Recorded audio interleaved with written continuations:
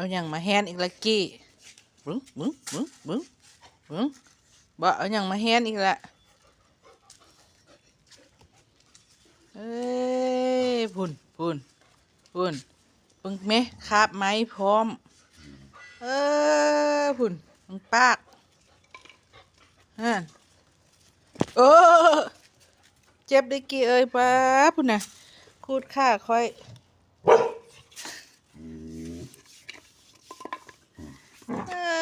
พุ่นนี่เอาเลยเด้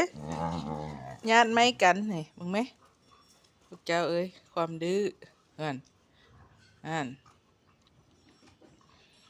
ความดื้อของเพิ่นส่องตัวเพิ่นน่ะเอาลงไปเอาลงไปเอาไม่อันเดียวไหมคาบแล้วก็ญาติกันบ่นะมันเจ็บกี้จะมาปีนเอา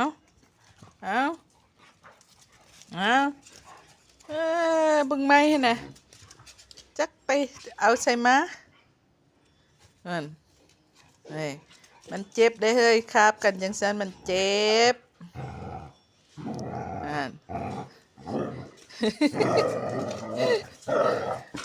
เอาเลยได้วันนี้ยอกกันได้ทุกคนอันนี้นะบ่แม่นอย่างใดยอกกันได้ญาติไม้กันเฮ้นี่เมื่อกี้เห็นบ่นี่คาบไม้นี่เอามาแห่นมึงแม่นี่เด้เอาไม้มาแห่นนี่เห็นบ่แห่นไม้เอ้ยกี่เอ้ยเจ้านี่เอาเล่นไปพุ่นละพุ่นเล่นไปพุ่นละบ่ได้นะคนไก่ทางซื่อๆกับบ่ได้นะทุกคนเฮาคือสิกัดสิแฮนนี่แท้ๆได้แต่ว่าบัดลึงคันลึงคันอันนั้นมันก็บ่ได้เฮ็ดหยังมันเป็นมิตรกับคนคือหยังนี่นะ2ตัวเนี่ยมาเด้อมาแม่เข้ามามาเดี๋ยวนี้มา